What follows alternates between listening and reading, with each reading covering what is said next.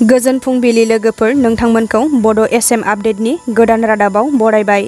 मिजिंथियो गासैबो गाहामैनो दङ। दिनै नोंथांमोननि थाखाय गोदान खौरां लाबोदों। अन्नानै भिडिअखौ जोबजासे नायलांदो। सेथि खौराङाव दङ बकाघाटआव रौनिया हान्जानि फिरफिला लानानै आवगायलांनाय हाबाफारि। महामारी कर'ना जिउसानि थासारिखौ नोजोर होनानै आसामनि केबिनेट मन्त्रि चन्द्र महन पाटवारी बिथाङा सनिबाराव आसामनि बकाघाटआव रौनिया हान्जानि फिरफिला लानानै आवगायलांनाय हाबाफारि थामहिनबा आर्मि फ्लेग मार्च मावफुंनो बिथोन होदों।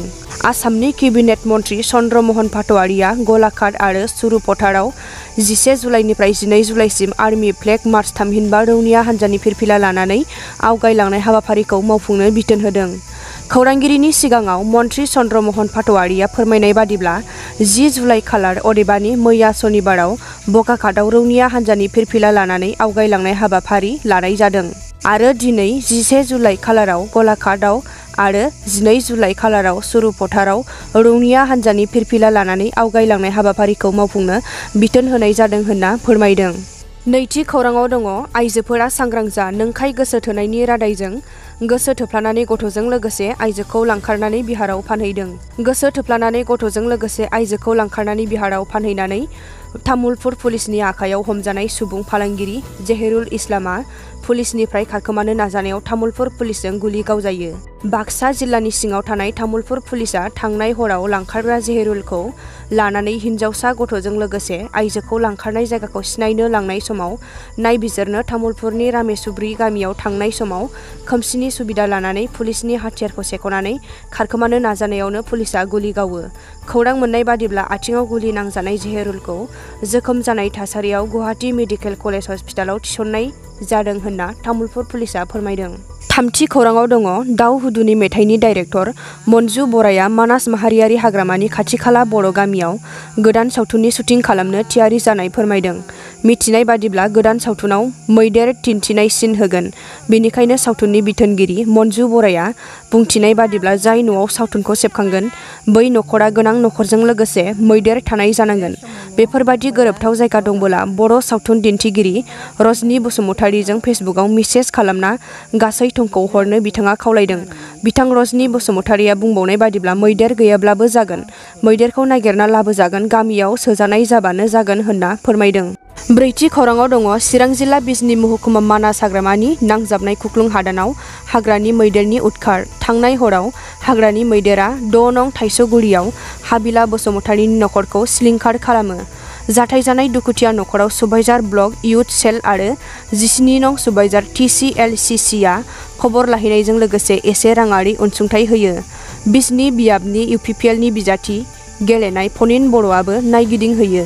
17 नं सुबाइजार बियाबनि मानगोनां TCLCC चेयारमेन बिथाङा लान्दा खान्दा जानाय दुखुथिया नखरनो 2 बान्थिं हरनायनि खोथा होयो। बाथि खौराङाव दङ आसाम बिधान सभानि मरियनी, माजुलि, गसाइगाव आरो तामुलपुर मोनब्रै बियाबाव उफ्रा बिसायख'थि खुंफुंनो थाखाय हादरसा बिसायख'थि आय'गआ दासिमबो रोखायै खालार फोसावनानै होआखै। नाथाय बेनि गेजेरावनो बेफोर मोनब्रै बियाबाव बिसायख'थि खुंजानो गोनांखौ लानानै रायजो राजाफोरनि गेजेराव सावरायलायनाय नुनो मोन्दों। बेफोर बियाबफोराव गोबां राजखान्थि दैदेनगिरिफोरा टिकेट दाबिदारखौ लानानै सावरायलायनायखौ नुनो मोन्दों आरो माखासे सुबुंफोरखौ टिकेट दाबिनायनि थाखाय थियारि जानायखौ नुनो मोन्दोंसै। थिग बे रोखोमैनो बाक्सा जिल्लानि 52 नं तामुलपुर बिधान सभानि उफ्रा बिसायख'थि खुंफुंजानो गोनांखौ लानानै बर' थुनलाइ आफादनि बारग' नेहाथारि आरो मिरु UPPL दोलोनि लेङाइ आफादगिरि राफेल दैमारिया UPPL दोलोनिफ्राय टिकेट मोनगोनखौ आसा खालामदों। बिथाङा टिकेट मोनोब्ला तामुलपुर बिधान सभा बियाबनिफ्राय देरहागोना रोखा होननानै फोरमायथिदों। दा समाव बिथाङा तामुलपुर ओनसोलनि गोबां हारि-हारिसाफोरनि सुबुंफोरजों अनसायजादों आरो फैगोन समफोराव बिथाङा तामुलपुर बिधान सभा बियाबनिफ्राय देरहागोनखौ रोखा होननानै फोरमायो। द'थि खौराङाव दङ आसाम केबिनेटआ 2 मन्त्रि बिबानगिरिफोरखौ गोदानै साजायफिनदों। आसामनि गभर्नर प्रफेसार जगदीश मुखी बिथांनि बिथोन बादियै गिबि मन्त्रि डक्टर हेमन्त बिश्व शर्मा बिथाङा आसाम केबिनेटनि 2 मन्थ्रिफोरखौ गोदानै साजायफिनदों। आसामनि केबिनेट मन्त्रि उरखावगोरा ब्रह्म आरो रनज पेगु बिथां सानैनि बिबानखौ साजायफिनदों। मख'थावनादि उरखावगोरा ब्रह्म बिथांनो दानाय लुनाय, हा संरैखा, बड'लेण्डनि अनसुंथाइ बिफाननि मन्थ्रि होनाय जायो आरो रनस पेगु बिथांनो सोलोंथाइ, हायेनारि ट्राइबेलफोरनि अनसुंथाइ आरो गोग्लैसोनाय हारिनि बिफाननि मन्थ्रि बिबान होनाय जायो। बेराफारसेथिं आसामनि गिबि मन्थ्रि डक्टर हिमन्त बिश्व शर्मा बिथांनि दैदेननायावनो बे केबिनेट जथुम मेला जानानै थाङो। बे मेलनि गेजेरजोंनो आसाम सोरखारा थांनाय मे दानाव दाफुंजानाय वेलफेयार अफ बड'लेण्ड डिपार्टमेन्टनि दफाफोरखौ गोख्रोङै मावफुंजानो थांगासिनो बिटिआरनि मोनब्रै जिल्लाफोरा होननानैबो फोरमायो। जोबथि खौराङाव दङ आसाम एसेम्ब्लिनि गोथार नब्लाङाव उदां बिजाथिफोरा गुसुं समनि थाखायल' बिबुंथि होनो हासिगोन। उदां बिजाथि महरै देरहालांनाय एमएलएफोरा एसेम्ब्लियाव खालि 2 मिनिटनि थाखायल' बिबुंथि लाखिनो हासिगोन। बे बिथोनखौ रायजोनि गिबि मन्थ्रि हिमन्त बिश्व शर्मा बिथाङा होबाय। सुबुं खुंथाय हादराव बयहाबो बिबुंथि होनो हानाय मोन्थाय दं, नाथाय नुनो मोन्दों सरखार आरो खुंथाया नांगौनि बांद्राय सिमा बारनानै सासन खालामनायखौ उदां आरो रायजो राजाफोरनि बिबुंथिफोरा जेबो बेसेन गैयै सरखारा जेरै गोसो एरै गोहो दिन्थिनाय। रादाबा एसेनोसै लोगोफोर, आरो रादाबखौ जोबजासे नायनायनि थाखाय साबायखर। अन्नानै भिडिअखौ लाइक, कमेन्ट आरो शेयार खालामना लोगोसे नोंथाङा चेनेलाव गोदानबा साबस्क्राइब खालामना बेल बटमाव थुना अलाव होनानै ला, जाहाथे उननि समाव आं गोदान बर' रादाब लाबोयोब्ला नोंथांमोनहा सिगां नायनो हानाय बायदि। गोजोन्थों।